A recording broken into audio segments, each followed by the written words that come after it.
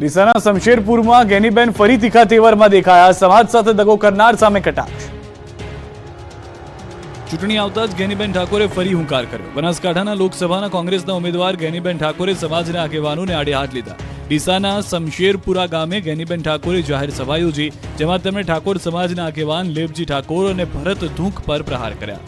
તેઓએ કહ્યું કે આજે અમારે જરૂર હતી ત્યારે સામે પક્ષે જઈને બેઠા છે. આ તો વોટ એમને દુઆ છે ને હામાં ઈયા આ હામેથી થાય છે. કદાચ જીરાયા આવતા હોય ને તો એટલું સન્માન કહેવાય અમને. પણ આ તો બનાસકાંઠા ટુ કમલમ. બનાસકાંઠા જિલ્લા પંચાયતના પૂર્વ પ્રમુખ પીનાબેન ગાડિયાએ પણ ભાજપમાં ગયેલા આગેવાનોને આડે હાથ લીધા, સાથે ગેનીબેનની પ્રશંસા પણ કરી. તેમજ પક્ષેથી કોઈએ એવું કીધું હતું કે ખરાબ કરેલી કેરીઓને તમે શું કામ અહીંયા લાવો છો? તો મને એ ખબર ના પડી કે આજે ખરાબ થયેલી કેરીઓ આખું કેરી ત્યાંથી થઈ ગઈ, સારી ક્યાંથી થઈ ગઈ. રાજકોટ બેઠક પર કોંગ્રેસ કોને ઉતારશે? આ સવાલ વચ્ચે ભાજપના ઉમેદવાર રૂપાલાએ પૂરજોશમાં પ્રચાર શરૂ કર્યો. સૌરાષ્ટ્રની હાઈ પ્રોફાઇલ ગણાતી રાજકોટ લોકસભા બેઠક આજે પણ ચર્ચાનો વિષય છે, કેમ કે ભાજપે કેન્દ્રીય મંત્રી પરસોત્તમ રૂપાલાને મેદાનમાં ઉતાર્યા છે. ભાજપ ઉમેદવાર રૂપાલાએ પૂરજોશમાં ચૂંટણી પ્રચાર અને જનસંપર્ક શરૂ કરી દીધો છે. જોકે રાજકોટ લોકસભા બેઠક પર કોંગ્રેસ દ્વારા હજુ પણ પોતાના ઉમેદવારની જાહેરાત કરવામાં નથી આવી. બીજી તરફ કોંગ્રેસના કેટલાક સંભવિત ઉમેદવારોની ચર્ચાએ પણ જોર પકડ્યું છે. રાજકોટ સહિત ગુજરાતની લોકસભાની તમામ 26 બેઠક 5 લાખની લીડ સાથે જીતવાની જાહેરાત ગુજરાત પ્રદેશ ભાજપ અધ્યક્ષ CR પાટીલ દ્વારા કરવામાં આવી છે.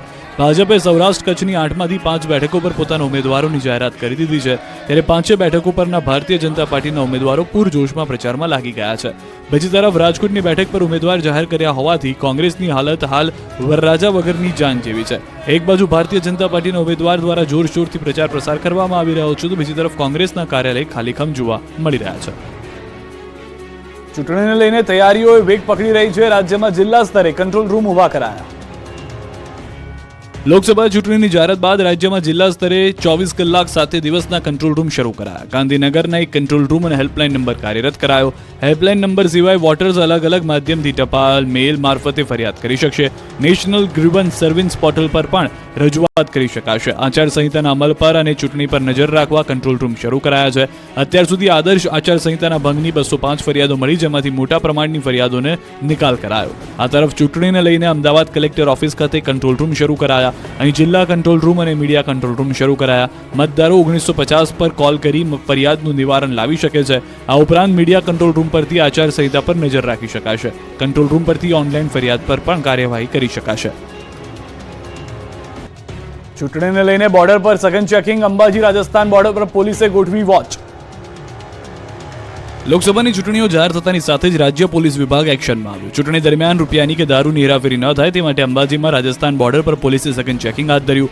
આ ઉપરાંત સરહદીય વિસ્તારોમાં પોલીસ સતત વોચ રાખશે. યાત્રાધામ અંબાજી નજીક માત્ર 4 કિલોમીટર દૂર આવેલી સરહદ ચાપરી, જ્યાં ગુજરાત અને રાજસ્થાનની સરહદ આવેલી છે. આ ચેકપોસ્ટ પર રાજસ્થાનથી અસામાજિક તત્વો ગુજરાતમાં ન પ્રવેશે તેને લઈને અંબાજી પોલીસ સતર્ક બની છે. રાજસ્થાન તરફથી ગુજરાતમાં આવતા મોટાભાગે તમામ વાહનોની ઝીણવટપૂર્વક તપાસ કરવામાં આવી રહી છે. આ ચેકપોસ્ટ ઉપર પોલીસ, હોમગાર્ડ અધિકારીઓ સહિત હથિયારધારી પોલીસ પણ તૈનાત કરવામાં આવી છે. પોલીસનો કાફલો નાના મોટા તમામ વાહનોની તપાસ કરી રહ્યો છે. જોકે પોલીસે હાથ ધરેલી આ તપાસ ઝુંબેશમાં કોઈપણ જાતની મોટી રકમ કે લીકરનો જથ્થો ઝડપાયો નથી.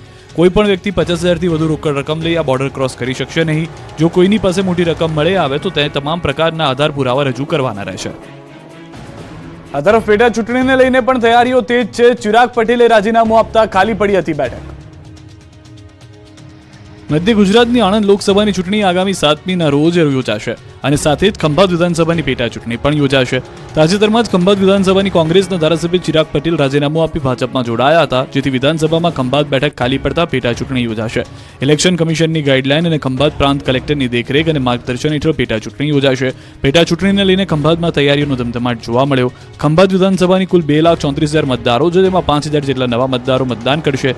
238 જેટલા મતદાન મથકો પર 1700 જેટલા પોલિંગ સ્ટાફ ફરજ પર રહેશે. અહીં 97 જેટલા મતદાન મથકો સંવેદનશીલ માનવામાં આવે છે. ચૂંટણીના પગલે સુરત કાપડ બજારને ધમધોકાર આવક થવાની આશા. દક્ષિણ ભારતમાં સૌથી વધુ સાડીઓની માંગ. લોકસભાની ચૂંટણીની તારીખો જાહેર થતાની સાથે જ સુરતના કાપડ બજારમાં રોકેટ ગતિએ તેજી આવી. ચૂંટણીના પગલે કાપડ બજારમાં સારા વેપારની આશા જાગી છે. અનેક વિપરીત સંજોગોમાં મંદીનો સામનો કરતા કાપડ બજારને વેપારની આશાનું નવું કિરણ જાગ્યું છે. ચૂંટણી દરમિયાન દક્ષિણના રાજ્યોમાંથી સૌથી વધુ સાડીઓની ડિમાન્ડ હોય છે. સુરતમાં 78,000 કાપડના વેપારીઓ છે, જેની સામે 6,000 ચૂંટણીલક્ષી મટીરીયલ બનાવતા વેપારીઓનો સમાવેશ થાય છે.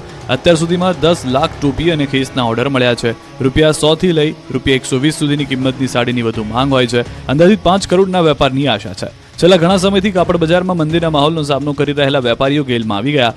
પહેલા અલગ અલગ રાજ્યોમાંથી ચૂંટણીના સમયે સામાન્ય કિંમતની સાડીઓની ભારે ડિમાન્ડ રહેતી હતી, પરંતુ આ વખતે લોકસભાની ચૂંટણીની તારીખ જાહેર થતાં દક્ષિણ ભારતના રાજ્યોમાંથી પણ ભાજપની ટોપી ખેસને સાડીઓની મોટી ડિમાન્ડ થઈ રહી છે. હાલ કર્ણાટક, કેરળ, તમિલનાડુ અને આંધ્રપ્રદેશ જેવા રાજ્યોમાંથી ભાજપની ટોપી, ખેસ અને સાડીઓના મબલક ઓર્ડર મળ્યા. 5 લાખ ટોપી અને 5 લાખ ખેસના ઓર્ડર મળતા વેપારીઓ દિવસ રાત એક કરી રહ્યા છે. આ સિવાય મંડપનું કાપડ તૈયાર કરતા વેપારીઓ પાસે પણ વેપાર વધ્યો. જે વેપારીઓ હમણાં સુધી સારા વેપારની આશા છોડી બેઠા હતા, તેવા વેપારીઓને લોકસભાની ચૂંટણીની તારીખ જાહેર થતાની સાથે જ સારા ઓર્ડર પ્રાપ્ત થઈ રહ્યા છે. એક રીતે લોકસભાની ચૂંટણી દરમિયાન સુરતના કાપડ બજારને ₹1200 કરોડનો વેપાર મળે તેવી આશા છે. આગ વખતે ગરમી માટે તૈયાર રહેજો. 3 જિલ્લામાં છે હીટવેવની વોર્નિંગ. ગુજરાતીઓ માટે સૌથી મોટું એલર્ટ. હવામાન વિભાગે આપી હીટવેવની આગાહી. પોરબંદર, ગીર સોમનાથ, કચ્છમાં પડશે કાળઝાળ ગરમી. માર્ચ મહિનો અંતિમ પડાવમાં સૂરજદાદા આકરા પાણીએ થતા જોવા મળી શકે છે, જેના કારણે ઉનાળો પણ ટોપ ગિયરમાં આવી રહ્યો છે. આ દરમિયાન હવામાન વિભાગે કચ્છ અને સૌરાષ્ટ્રમાં હીટવેવની આગાહી કરી છે. આગામી દિવસોમાં આગ ઝરતી ગરમીનો સામનો કરવો પડશે. ખાસ કરીને પોરબંદર, ગીર સોમનાથ અને કચ્છ જિલ્લામાં હીટવેવની સ્થિતિ રહેશે.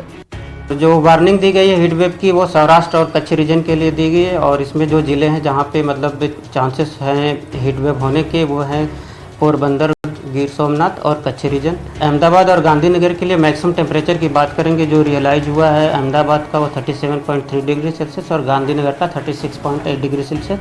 રાજ્યમાં જે રીતે ગરમીનો પારો વધી રહ્યો છે, જોતા આગામી દિવસોમાં 1 થી 2 ડિગ્રી તાપમાન વધારો થવાની શક્યતા છે.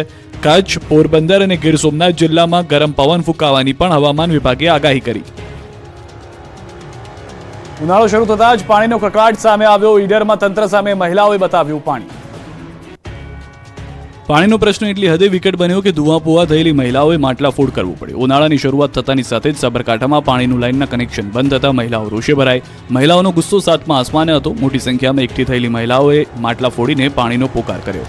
ઈડર નગરપાલિકાના વિસ્તારમાં 4 દિવસથી પાણી ન મળતા સ્થાનિકો ત્રાહિમામ પોકારી ઉઠ્યા.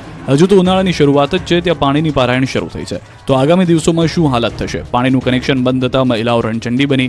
માટલા ફોડીને મહિલાઓએ તંત્ર સામે પાણીની માંગ સાથે રામધૂન બોલાવી. મહત્વનું છે કે ઈડર નગરપાલિકાના વોર્ડ નંબર 3માં મોટાભાગના વિસ્તારમાં પાણી બંધ થતા લોકો હાલાકી ભોગવી રહ્યા છે. મહિલાઓએ પણ પાણી બાબતે હલ્લાબોલ કરતા નગરપાલિકાએ પોલીસનો સહારો લીધો હતો. તો બીજી તરફ લોકોના મકાનના વેરા બાકી હોવાથી સાર્વજનિક પાણીની ટાંકીઓ ખાલી રાખી હોવાનું બહાર આવ્યું છે.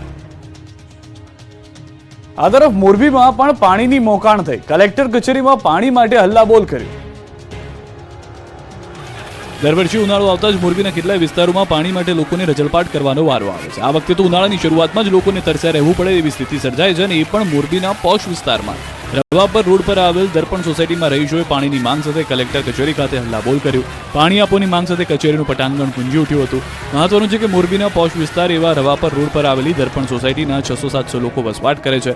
છેલ્લા ઘણા સમયથી આ વિસ્તારને પીવાના અને વાપરવાના પાણી માટે પારાવાર સમસ્યાનો સામનો કરવો પડી રહ્યો છે.